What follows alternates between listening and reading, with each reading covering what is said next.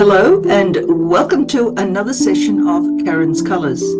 I'm Dr. Karen and these are my colour conversations. In this session, we'll be looking at another film. Now, ordinarily, I choose films that are blockbusters either here or worldwide. But this time I've chosen one that is rather unusual. It's a film based on a long-term vanity project, and it was created by Bruce Willis, who was both the co-writer and the star.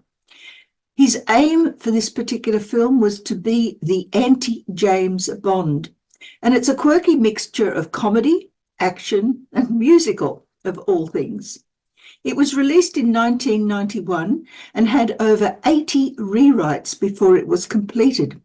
It's been vilified more than any other film of its decade, and the criticism compared it to Willis's previous body of work, of course. It was a critical and a commercial failure in the US and achieved a Rotten Tomatoes score of 31% and won 3 Razzies, including Worst Picture of the Year. Unlike many films where the critics' reviews are usually short and pithy, this one actually achieved a number of rather lengthy reviews. And the critics said about this film that Hudson Hawk, yes, that's what the film was called, Hudson Hawk's kitchen sink approach to its blend of action and slapstick results in a surreal, baffling misfire. It mainly entails graphic injuries and reams of repartee whose sole distinction is to prove definitively that actors are incapable of dying from embarrassment.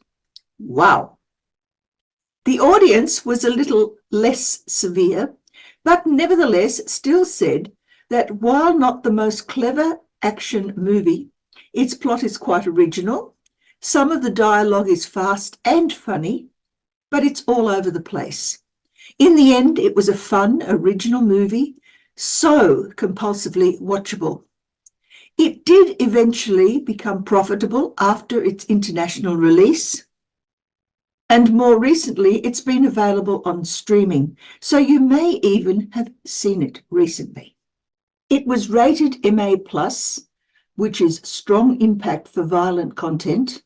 But apart from that, sexual content was absent, language has none that is objectionable, and the drug use is only for subjugation of the characters and isn't seen in close-up. Violence is actual and implied, but it's mostly villain against villain. We have a number of bizarre characters. We have bumbling blackmailers, corrupt ex-CIA operatives, an undercover nun, and some neurotic billionaires. And my reaction to the film is that I have a fondness for the quirky, the illogical, and the entertaining, and the film Hudson Hawk is all of those. So let's get into it, shall we? We begin with the cast. And of course, the first character that we find is Eddie Hawkins, who is known as the Hudson Hawk. He has a best friend whose name is Tommy Messina, and he falls in love with a nun called Anna Baragli. She's an undercover agent for the Vatican. Then we have George Kaplan, who is the CIA leader of the group. Darwin and Minerva Mayflower are the neurotic billionaire and his psychopathic wife. Then we have Alfred, their bodyguard, butler, and chauffeur, man of many skills, including knife skills. Kit Kat, who is a mute CIA operative, and the other candy bars, which are George's henchmen.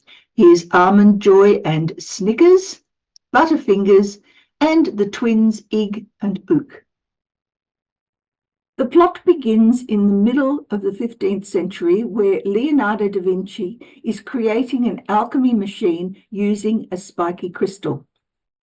The comedy is introduced almost immediately by Leonardo's looking at the unfinished Mona Lisa and then at his model. And immediately we are taken to a realm of the fantastic. Hudson Hawk, or Eddie, is released from jail. And as he leaves, he is blackmailed by his parole officer, but he manages to escape him. He's picked up by Tommy, his best friend, outside jail, and before he can settle down to his first cappuccino, the mafia capture him and blackmail him into going after Da Vinci's horse statue, which is currently in the local museum. Eddie and Tommy proceed to steal the statue. Although they are successful, the auction house claims to still have the horse, so Eddie attends that auction where he meets Anna. He's then kidnapped by the mafia, but manages to escape, whereupon he's kidnapped by the CIA and handed over to Darwin Mayflower. He's sent to steal Da Vinci's Codex from the Vatican. Anna is revealed as a Vatican operative.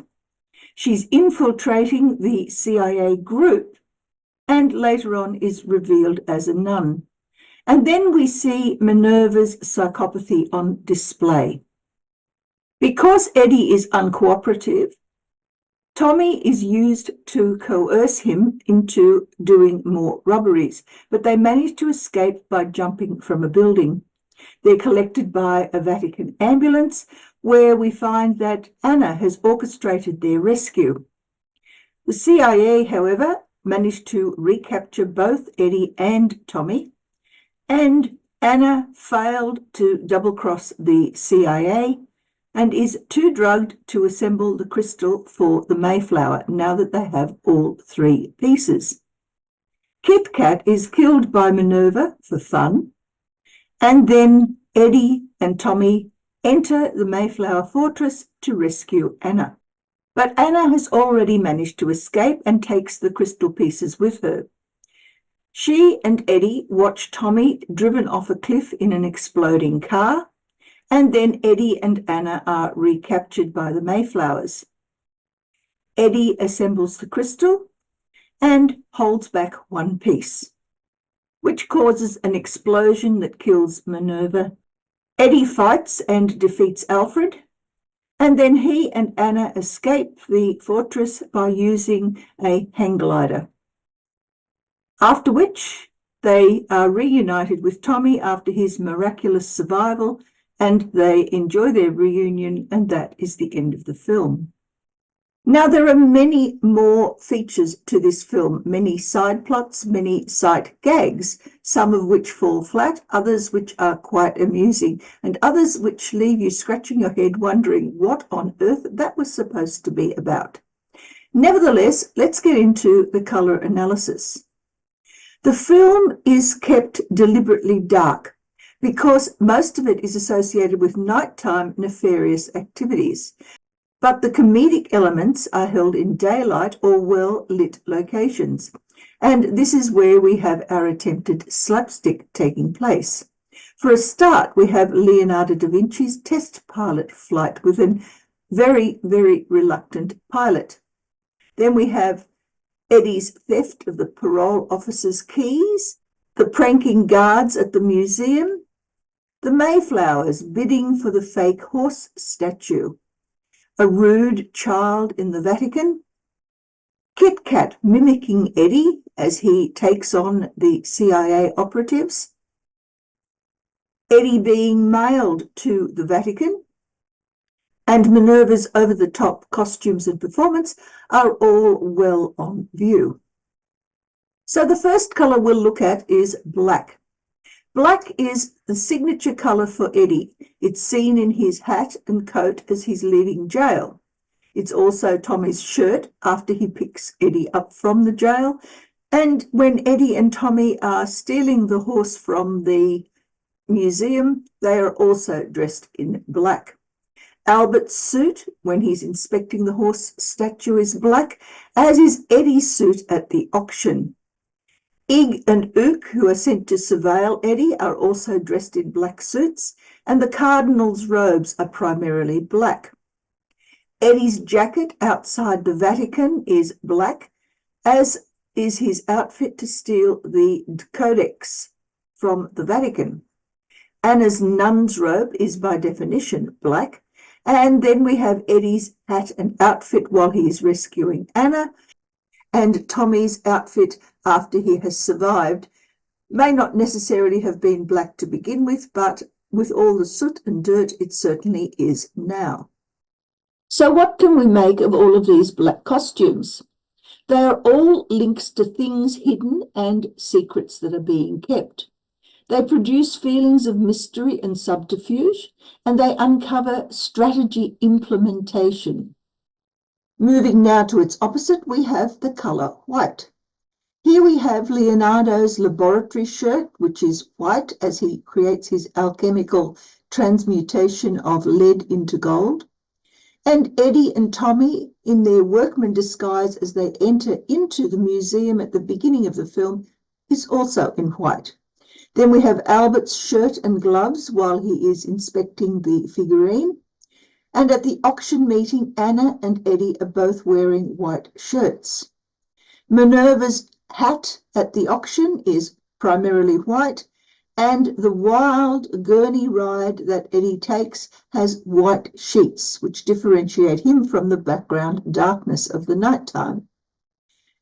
The styrofoam protection for Eddie as he's mailed to Rome is also white, and the surveillance shirts worn by Ig and Ook are white as well.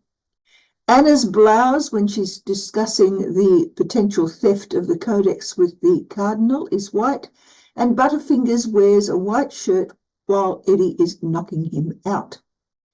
Kaplan's hat and shirt in the Vatican are also white, and the cardinal's nightshirt when he is dealing with a recalcitrant antenna is also white. And then we have Armand Joy's kidnap suit as she takes hold of Eddie once again. Darwin's white tennis outfit is worn as he receives the codex, and Minerva's trim and skirt occur while she is threatening Tommy and causing Eddie to take sides. Anna's dress and Eddie's shirt after their escape to the Vatican are both white, as is Kit Kat's statue disguise. Kit Kat doesn't talk, he is mute, but he does pass on these little lovely typewritten notes on white paper. And then we have Darwin's suit at the end of the film just before he is destroyed. So what does that make of white? Here we have links to expectations and unexpected outcomes. It produces feelings of surprise as well as those of exposure, and it presents the truth of a situation. Of lesser importance is the colour blue. Here we have Eddie's t-shirt on release from jail and the chair that is broken as the museum guard falls from it. Darwin's suit and shirt at the auction are also in blue, as is Kaplan's suit for when he captures Eddie the first time. Eddie's tea while he is casing the Vatican is in blue, and Kit Kat's tea mimicking Eddie is also in blue. Kaplan's shirt after the heist at the Louvre is also in blue, and Armand Joy wears blue jeans when she is recapturing and subduing Eddie, Tommy, and Anna. The ties for both Kaplan and Butterfingers' uniforms as they protect the fortress of the Mayfields is also in blue. Now, blue is basically a declarative colour. It gives information that's supplied but also foreshadows future action. So it moves the story without need for lengthy scenes, and it actually acts as a shortcut to the next plot element. Similarly, there is a limited amount of grey in this film. The parole officer's outfit as he escorts Eddie from jail is in grey, and Tommy's jacket when he's collecting Eddie from that same jail is also grey. The Mafia Don's suit and shirt is grey, as is Anna's jacket at the auction. Eddie's vest during the CIA kidnap is grey, and Darwin's suit when he greets Eddie in Rome is also in grey. Butterfingers is wearing a grey jacket when Eddie knocks him out, and Tommy's shirt and suit in Rome are also grey. An analysis of grey lets us know that this is an indicator of plans that have gone awry. It's an intersection of hidden motivations and also clashes with reality. So it evokes feelings of control in very uncontrolled spaces. A colour that appears slightly more frequently is that of brown. Here we have the hermit heading towards Leonardo's castle as the first explosion occurs. The museum guard's uniform is brown, as is the parole officer who is handing the horse statue to Albert. Darwin's vest at the auction and Kit Kat in capturing CIA is also in brown. Anna's jacket and skirt in the Vatican while she is receiving advice from the Cardinal is also in brown, although you'll notice that the jacket is more orange-brown than the skirt, and this is an indicator of the danger in which the activities are going to occur. Darwin's jacket while he's threatening Tommy is brown, as is Kaplan's suit after he has completed the heist at the Louvre. And finally, Darwin's vest as he is threatening Anna, who has been sedated, is also in brown. So what does that tell us about brown? Here we have both duty and ambition on display, and it really depends on the shade of brown. The darker browns are for lower status activities, such as the guards at the museum. The lighter browns are for unrestrained ambitions, as seen primarily on Darwin's clothing. And now we come to the most prolific colour of all, although it does not appear prominent in every scene, and that's the colour red. I've divided these into red clothing and red artefacts because both of these have relevance to the plot. We see red firstly when Minerva is wearing a dress and hat trim in the auction in red. Albert's jacket when he is greeting Eddie on his arrival in Rome is also in red, as is Minerva's dress. The rude girl in the Vatican is wearing a primarily red dress, but because she plays very little part in the film, I'm not going to examine the rest of her costume. The Cardinal's hat and sash are also in red as per a normal uniform, and Anna's dress when she is trying to seduce Eddie is also in red. An identically dressed TikTok escorts Anna from the castle, and Minerva's outfit whilst threatening Tommy is yet another red costume.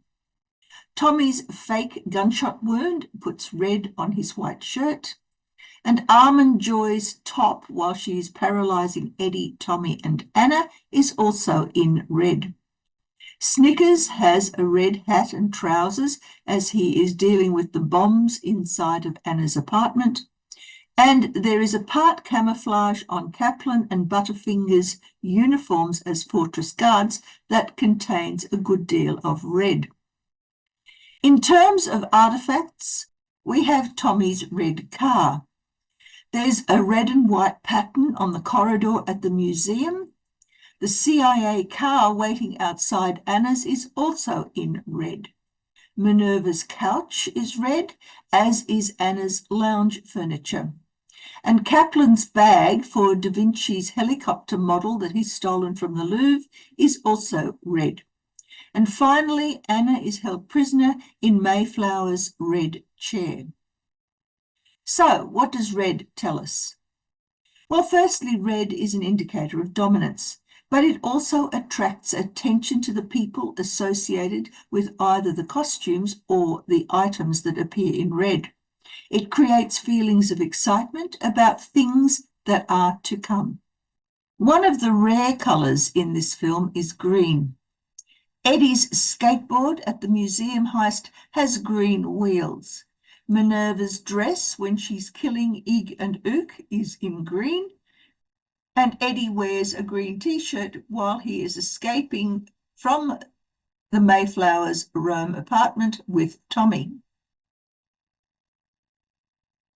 Snickers is wearing a green tee as he wrestles with the bomb attached to his head, and If we look at an analysis of green, we see that every time it's an indicator of some form of risky activity. It is also associated with transgression. So there is a feeling of lack of control that accompanies those greens. And finally, we come to the colour purple. It is the least prolific colour in the film, and it occurs very sporadically. We see it in the cardinal's sash as he takes Anna's confession. And we also find it as part of the camouflage for both Kaplan and Butterfinger's costumes, their uniforms for protecting the fortress. Minerva's dress as she kills Kit Kat and also at the alchemy explosion that eventually kills her is also in purple. Now, with these three items, how can we analyse purple? Well, it's an indicator of ultimate power losing control. In terms of the cardinal, he's losing control of Anna's loyalty. In terms of Kaplan and Butterfingers, they're losing control of their ability to protect. And in terms of Minerva, she is losing control of the desire to become even richer than she was before. In the words of one author, whose name I will link in the description below, if it's purple, then somebody's going to die. So it's linked to the death of something or someone. So let's summarize. Black is all about hidden goals and subterfuge. White has expectations and surprises as its element. Blue gives us informative shortcuts for the plot, whereas grey shows us plans that are going astray. Brown is all about manipulating duty and goals, whereas red gives us dominance and excitement.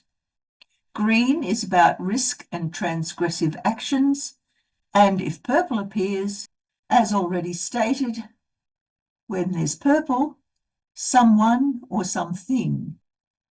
And there we have a colour analysis of a rather absurd, fast-paced, convoluted romp.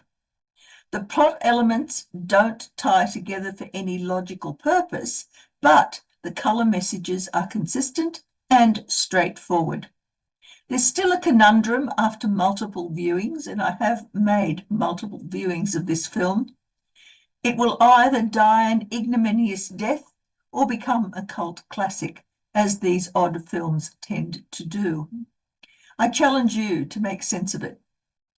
You might like to comment on that in the comments below.